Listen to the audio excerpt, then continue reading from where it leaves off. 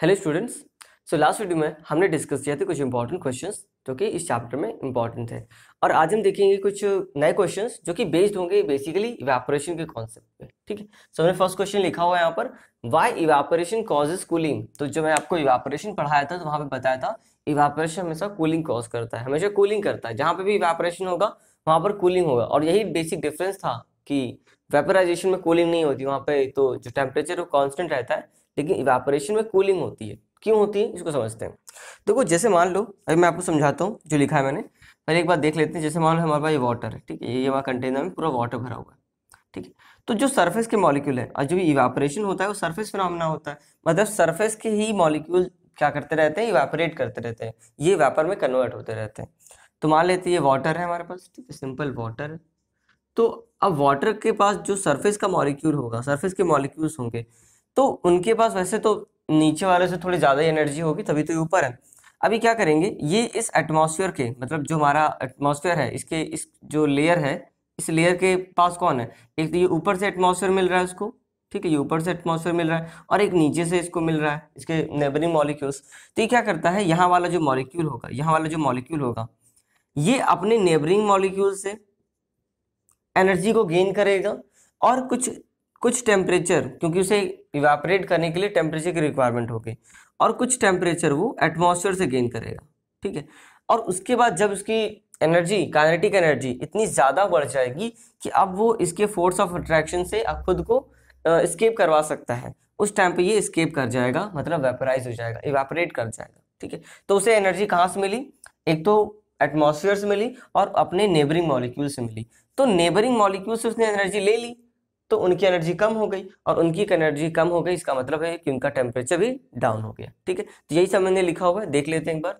देखो, in the process of evaporation water molecules, ठीक है, get some of the required kinetic energy, ठीक है, क्योंकि काइनेटिक एनर्जी जब तक उसे मिलेगी नहीं तब तक वो एस्केप नहीं कर पाएगा, ठीक है। Get some of the required kinetic energy to overcome, क्यों चाहिए, ओवरकम करने के लिए force of attraction between the its particle to get escaped, ठीक है, ये तो बेसिक बात थी। अब ये कहाँ से मिलती है, फ्रॉम एटमॉस्फेरिक टेम्परेचर, ठीक है, एटमॉस्फेयर के टेम्परेचर से वो एनर्जी को गेन करता है। And some of the kinetic energy कहाँ से मिलती है उसको, फ्रॉम इट्स नेबरिंग मॉलिक्यूल्स। ये दोनों बातें आपको ध्यान रखनी है, एक तो आपको एटमॉस्फेयर का ध्यान रखना है कि एटमॉस्फेयर टेम्परेचर से उसको एनर्जी मिलती है, और दूसरा फ्रॉम इट्स नेबरिंग मॉलिक्यूल्स। अब टेम्परेचर पर इतना फर्क नहीं पड़ेगा, टेम्परेचर भी वैसे तो एटमॉस्फेयर टेम्परेचर भी देखा जाए तो एनर्जी तो वहां से भी लॉस हो रहा है, लेकिन एटमॉस्फेयर क्योंकि बहुत बड़ा होता है, टेम्परेचर का इतना इफेक्ट दिखाई नहीं पड़ेगा। बट ये नेबरिंग मॉलिक्यूल्स में ये टेम्परेचर का फर्क दिखाई पड़ेगा, क्योंकि वो छोटे अमाउंट में है। So because of getting some of kinetic energy from neighbouring molecules, ठीक है, क्योंकि वो काइनेटिक एनर्जी नेबरिंग मॉलिक्यूल से ले रहा है, so the temperature of neighbouring molecule क्या हो जाएगा, डिक्रीज हो जाएगा, और water decreases which is resulted in cooling effect. Okay, so this was only the answer.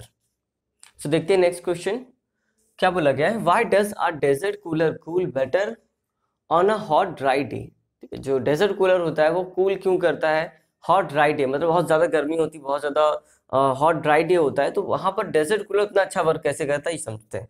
देखो, इवेपोरेशन जो होता है ना, रेट ऑफ इवेपोरेशन, तो उसका वैसे तो इसका रीजन सबको समझ में आ रहा होगा कि इवेपोरेशन कॉज हो रहा होगा, बट आपने यहाँ पर जो वर्ड यूज किया ना हॉट ड्राई डे, इसका क्या मीनिंग है, इससे क्या फायदा होगा, जो आपका evaporation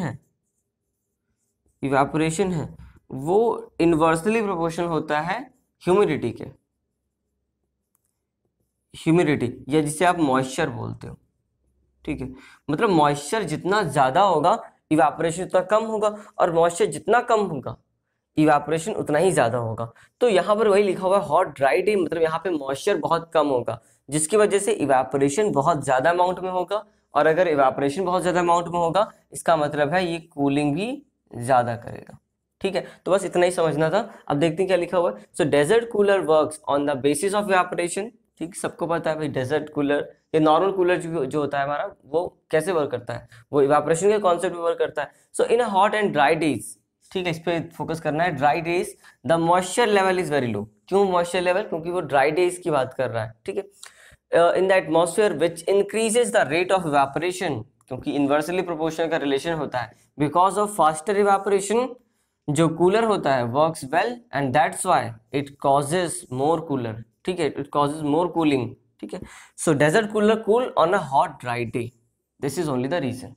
okay, so look at the next question. How does the water kept in the earthen pot, मटका मतलब घड़ा जिसे बोलते हैं हम लोग आम जो बोलचाल की भाषा में, बिकम्स कूल ड्यूरिंग समर, क्यों हो जाता है कूल, इसमें जो पानी रखा हुआ होता है कूल हो जाता है, देखा होगा आपने। तो क्यों होता है ऐसा, देखो मैंने आपको कॉन्सेप्ट बताया भी था जब मैंने आपको इवेपोरेशन बताया था, ठीक है। देखो मैंने क्या बताया था आपको कि जो घड़ा होता है, ठीक है, जैसे मान लेते हैं ये घड़ा है, तो उस पर जो ये वॉल होती है ना, ये जो सरफेस होता है इसका वॉल होती है जो, इसमें बहुत ही टाइनी पोर्स होते हैं। आप जो वाटर भरोगे ना इसमें, तो देखोगे यहाँ पे बाहर इसके जो वाटर है ना वो आपको दिखाई पड़ने लगेगा, इसका मतलब वाटर अंदर से बाहर आ गया। और बहुत ही स्मॉल पोर्स होते हैं, बहुत ही ऐसा नहीं कि बहुत सारा पानी आ जाए, ठीक है। तो क्या होता है, अब देखो क्या होगा, यहाँ पर जो टाइनी पोर्स से जो वाटर निकल के आया है, अब बाहर का एटमॉस्फेयर तो उसको खुला मिल गया, ओपन मिल गया, तो वहां से टेम्परेचर गेन करेगा, यहाँ से टेम्परेचर गेन करेगा, और जो उसके बगल वाला नेबरिंग मॉलिक्यूल्स होगा उससे टेम्परेचर गेन करेगा, इवापोरेट करेगा। हर सरफेस से क्या होगा, इवापोरेशन होगा, ठीक है। जो इवापोरेशन होगा वाटर मॉलिक्यूल्स का वो हर इसके सरफेस के सारे सरफेस से होगा। और ये कहाँ से गेन करेगा एनर्जी, एक तो एटमॉस्फेयर इसके पास है और एक इसका नेबरिंग मॉलिक्यूल जो इसके अंदर प्रेजेंट है। तो बाहर का टेम्परेचर तो कोई फर्क नहीं पड़ेगा, लेकिन अंदर का जो इसने एनर्जी ले लिया है दूसरे मॉलिक्यूल का, सपोज इसका मॉलिक्यूल का एनर्जी इसने ले लिया, इसका इसने ले लिया, इसका इसने ले लिया, तो यहाँ पे जो मॉलिक्यूल्स का जो टेम्परेचर होगा वो कम होता जाएगा क्योंकि उनकी काइनेटिक एनर्जी कम हो जाएगी। तो इस वजह से जो इसके अंदर जो वाटर होगा वो थोड़ा टाइम क्या हो जाएगा, इसके अंदर का जो वाटर होगा वो कूल हो जाएगा, टेम्परेचर कम हो जाएगा, ठीक है। तो वही लिखा हुआ मैंने कि we know that there are lots of tiny ports, ports का मतलब उसमें होल्स, ठीक है, बहुत ही स्मॉल होल्स होते हैं। So on the surface of earthen pots, भाई सरफेस ऑफ अर्थन पॉट्स पे क्या होते हैं, बहुत सारे पोर्ट्स होते हैं।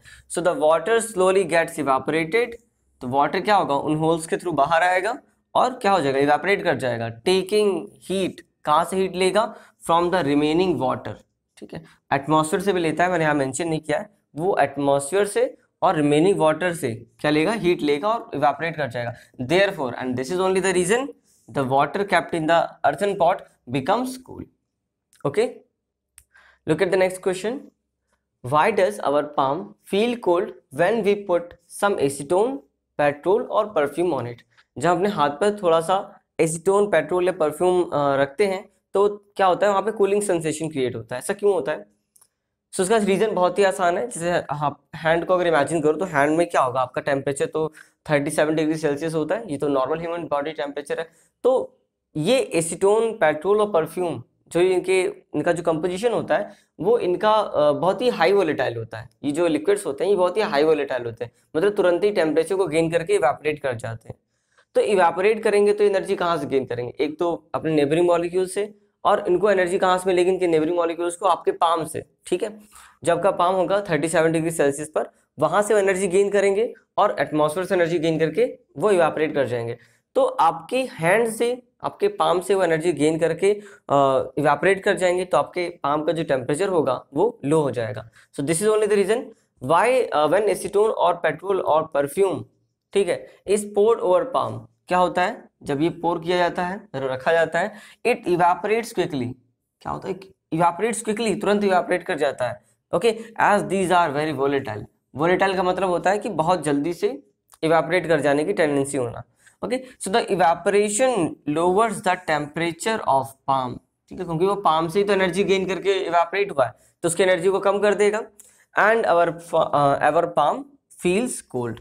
Okay, so this was only the reason. So देखते हैं next question. Question is what type of clothes should we wear in summers, ठीक है, हमें समर्स में कैसे क्लोथ्स पहनना चाहिए। हम जनरली, हमें पता होता है कि हम कैसे कपड़े पहनते हैं, हम कॉटन कपड़े पहनते हैं, ठीक है। तो क्यों पहनते हैं कॉटन क्लोथ्स, तो उसको देखते हैं। So we should wear cotton clothes, ठीक है, सबको पता होता है, in summers, because cotton cloth की क्या खास बात होती है, cotton clothes are good absorbent, they are very good absorbent, आपने देखा भी होगा इसका, ठीक है। जनरली हम जो एब्जॉर्बेंट के लिए जो भी क्लोथ्स यूज करते हैं, they are made up of cotton, ठीक है, they are very good absorbent and they absorb sweat excreted. तो समर्स में जो स्वेट एक्सक्रीट होता है हमारी बॉडी से, वो इनको तुरंत एब्जॉर्ब कर लेते हैं, ठीक है।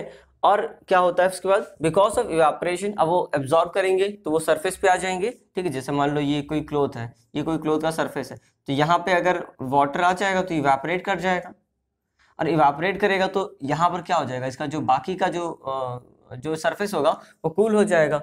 And this because of this evaporation of sweat, ठीक है, from the surface of cotton clothes we feel colder, ठीक है, और हमें वो जो क्लोथ होता है हमारा वो कोल्ड लगता है। So this was only the reason. So I hope आपको इतने क्वेश्चन समझ में आ गए होंगे, इतने क्वेश्चन सफिशिएंट है। इससे रिलेटेड अगर कोई क्वेश्चन आता है एग्जाम में तो आप उसको खुद से कर सकते हो।